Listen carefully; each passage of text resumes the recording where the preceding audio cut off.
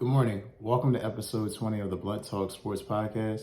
I am your host, Anthony Wright, coming to you from the beautiful and comfy confines of Atlantic City, New Jersey. Wherever you may be watching or listening this morning, thank you as always. And as always, like, share, and subscribe. It helps the channel. And I just want to take another moment to say thank you to you guys. The views and the likes have been just exploding on the page, and the support and the comments, everything that you guys have been doing has been helping. I just want to let you know, thank you. We're not that far away from 10,000 views, and I just wanted to say, ultimately, for everything, thank you guys. Hopping right into this episode 20, we're going to be getting into the NBA news and notes. We're going to kind of touch on a lot of the NBA games and the playoff games that's been happening throughout the past couple of days. I kind of gave it a little bit of a breather, trying to get like a nice collection of information for you guys, so that way I can just deliver a nice analysis instead of trying to go day by day. You know, it's a little nutty doing it like that, so. I've compiled a lot of information and wanted to go over it real quickly with you guys, so we're going to hop right into it. Starting off, we're going to go into the Mavs and Thunder. Obviously, that game being last night. The series now tied being 2-2. Great game, tight game. Definitely some adjustments got to be made on both sides for this series to go either way. There's definitely some serious adjustments that both teams need to make. I'll dive into that in a brief second. Starting off, I just want to say SGA, man, who, in my opinion, I'm probably one of the contrarians out there that agree with Shaquille O'Neal that SGA should have won MVP this year. Phenomenal game. 34 points, 5 assists, 8 rebounds. I mean, he's arguably been probably the best player in the Western Conference throughout the year. That's why the Thunder are in this position. That's why they're competing to go to the Western Conference Finals. SGA has just been phenomenal. I mean, the more and more he grows in his game, the more and more the Clippers look stupid for trading that pick. I'll leave it at that. 4 out of 5 players were in double figures, which is always impressive. It shows it was a complete team effort. Everybody was out there pushing and grinding. The one thing, though, that has concerned me, that I've noticed throughout this series so far, that I've paid attention to because it was very glaring last night, the Thunder have shot horribly from 3 in this series. They really have. I mean, and last night was very bad, 26%. Not going against Dallas on a regular night, that's a loss. That's a loss. So I credit the Thunder for doing what they needed to, for fighting back, storming back, doing exactly what was required to win that game. But shooting the 3 like that, that's going to definitely cost you. It's going to put your ass out of the playoffs very quickly. So they're going to have to figure that out. Definitely some adjustments are going to have to be made. Having said that, though, the defense on Luka has been phenomenal. They have been fighting and contesting Luka on all his shots. It's caused a lot of frustration. Luka's tired because he's trying to play defense and offense on both sides.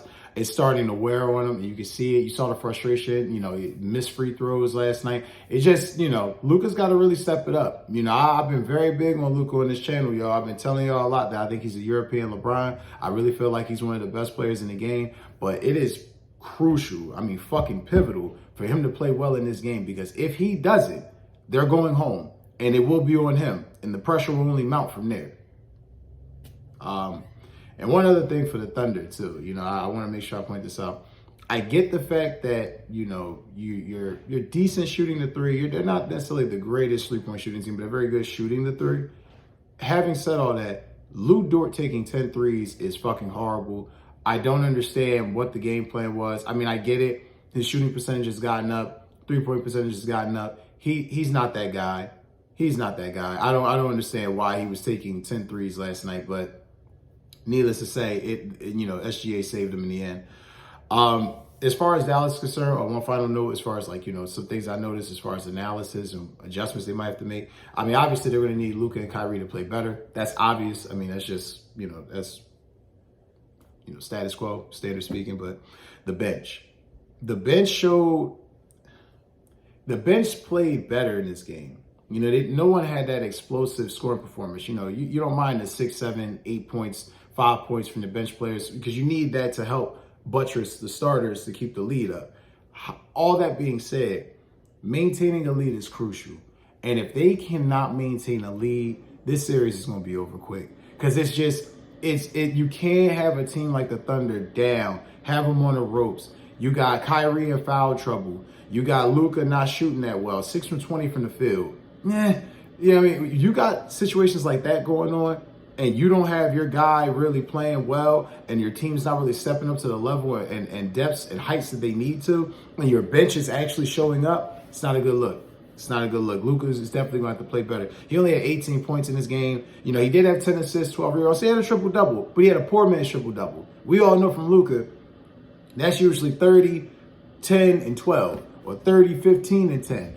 That's a poor man's triple-double. That's not going to get it done against his team. You know, maybe if SGA and the boys had, you know, just slacked off some more and kept trying to, you know, chuck threes. Because, I mean, even SGA didn't shoot great, you know, shooting a three. Maybe if they had chucked more threes, Dallas would have won. But you can't bank on that. Not this young team who's hungry and want to prove themselves. You can't bank on that. Can't bank on that. It's just, like I said, the series is tied up. It's going to be very interesting. It's going to be very interesting because I think really now the series is really on. Because with it being tied, whoever wins this game, you know, commonly most people say, well, that, you know, whoever wins this game wins the series. That may likely be true. This series smells very 7-game-ish to me. It feels like it's going all the way. Neither team backs down from one another. You know, you've seen the issues with the shit talking with the fans, the Luka and Kyrie, and, you know, vice versa. This series may very well go 7 games. So remains to be seen, but I love it so far. You know, this is what makes the NBA playoffs dope.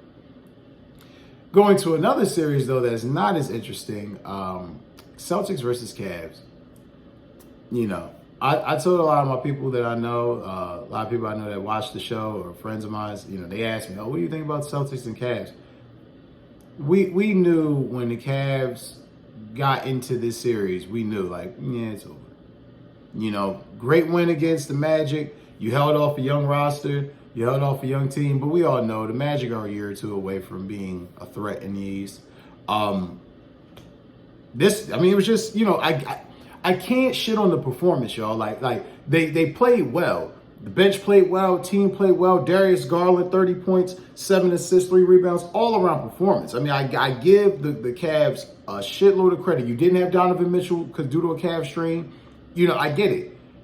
It's not enough. Now, I will say this. Had Donovan Mitchell played, maybe they win that game. Now, I don't know. If you're Boston, it doesn't really matter because you're up 3-1. One more win and this series is over. But I'm a little worried about how Boston has played defensively in this postseason. They're giving up a lot of mid-ranges. Not really fighting in the paint. Now, maybe that's due to Porzingis being out. They don't have the height and the interior defense and length that they're used to having. I don't know. But with that being said, it's coming to a point where if whoever they run into, and it's, if we're thinking, more than likely, my personal opinion is probably going to be the Pacers, the Celtics will get to the finals. There's a great chance they'll get to the finals. I don't know if they'll beat that Western Conference team because playing like this, having those shooting performances, I mean, granted, Tatum and Brown were excellent last night. But you didn't, I mean, just going into the numbers. Tatum, 33 points, 11 rebounds, 5 assists. Brown, 27 points, 8 rebounds, 1 assist. So your Tatum showed up, but the bench was 3 deep due to injuries. 3 deep. Y'all have heard me talk plenty of times on this show about needing a bench 5 to 8 deep. To be 3 deep on a bench, you're very limited. You're very limited. So maybe that's why the game also was a little bit tighter than what it should have been. But regardless of what, it was still a game. Jrue Holiday, 16 points, 4 from 8 from 3. All 4 of those threes were needed. All 4 of those 3-pointers were needed. And he took 8, like I said, he may have, so you'll take that. Jrue Holiday is, like I said, crucial in this game. Low-key MVP of this game. But again, they shot 37% from 3. The one thing that fucks me up with the Boston Celtics, this Joe Mazzulla iteration of Boston Celtics, they take way too many unnecessary 3-point shots. They're not the Golden State Warriors. I don't understand. Like, I'm watching them and it's like, okay, well, Tatum can hit it, so he's going to take it. Well, Brown can hit it, so he's going to take it. Well, you know, Horford can hit one here and there. So it's like, I get that y'all can hit it. Is there necessarily a need? Because sometimes the shots are there, and you understand it. Sometimes you're not just going to make them. But there's a lot of times where the shots aren't there, and they're taking them. And I'm like, why the fuck? Why are you taking? Like I said, against a better team, it'll get you killed. But they're going to win this series. The Cavs, with or without Donovan Mitchell, it's just not enough. It's not enough. But I want to definitely make sure I give a shout out to Darius Garland again. Like I said, 30 points, 7 assists, 3 rebounds. They had 4 out of 5 starters in double figures. Karis LeVert showed up. I mean, again, I give the Cavs credit in this game. They did everything they can to try to steal one. They did everything they were supposed to, but it's not enough. I mean, Brown and Tatum just cancel out what they have, especially without Donovan Mitchell being there. It just cancels out whatever they're doing. I mean, hell, if Boston shoots better from three, it's a blowout. But like I said, it's just going to come down to the Cavs realizing, you might lose Donovan Mitchell this year. You might have to pay him a shitload of money, the max, to keep him, which is probably going to have to be what it is. Like I said, the max contract's going to be what it's going to be probably needed to get him to stay in Cleveland. But outside of that, I don't know what you really hope for in this series because you're not beating this team. I highly doubt Boston takes their foot off the gas. And even if Boston gives up this next game, I still see it ending in 6 games. So, whatever. But shout out to the Celtics for doing what they're supposed to, looking like the Eastern Conference champions that they should have been a year ago, that they were 2 years ago, that they good chance they'll be this year. Having said that, we're going to go into the Knicks and Pacers, which is the Celtics' soon-to-be potential opponent in the next round. I'm going to this series is tied up 2-2. Y'all know it was a blowout a couple nights ago. The Pacers just fucking eviscerated the Knicks. It's not even waste time me even going into it. Here's what I'm going to say to y'all. The Knicks have injuries. The Knicks have gotten away with shoddy calls in the first round. They got away with, for lack of better words, some inept coaching decisions by Nick Nurse. It happens to the best of them. That being said, in this series, their height, their depth, and their injuries are all being exposed. This series will come down to health and bench play. I mean, this is, like I said, old school Eastern Conference basketball.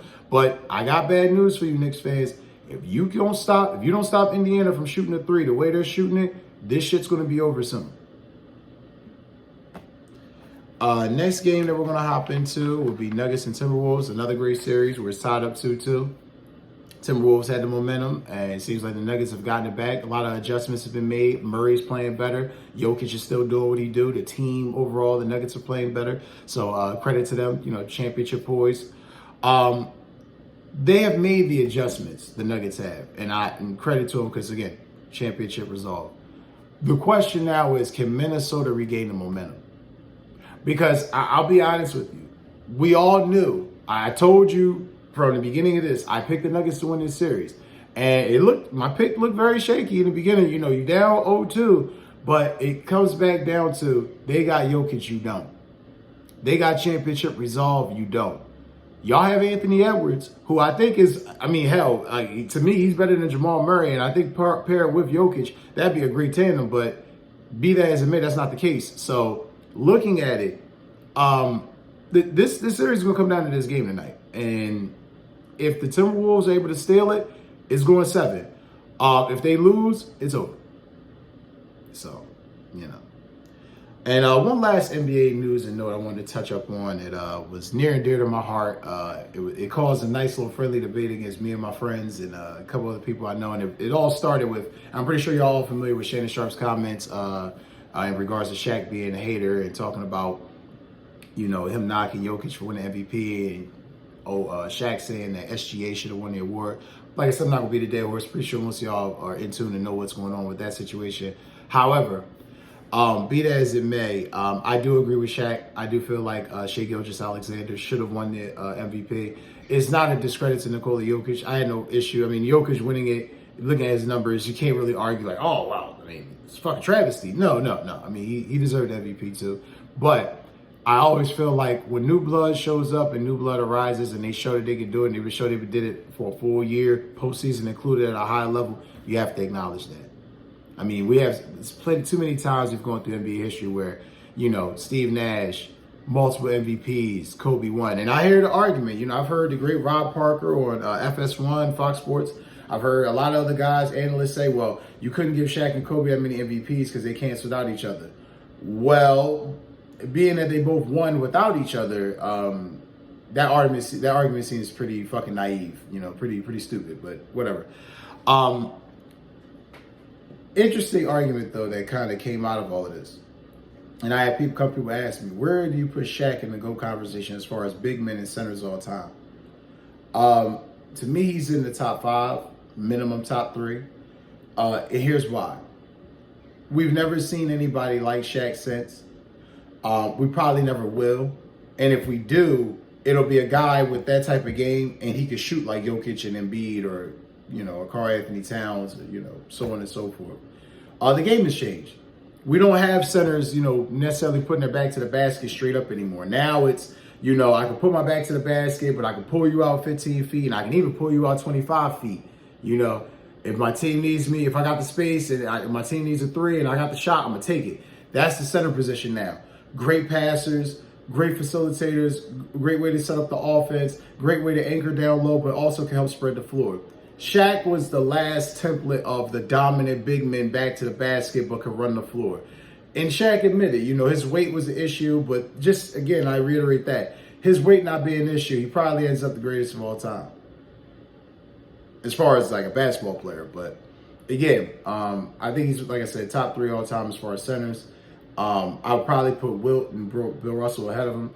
And I know people are going to say, oh, well, Wilt and Bill Russell, I mean, who the fuck was their competition? They didn't play against anybody. They played against each other.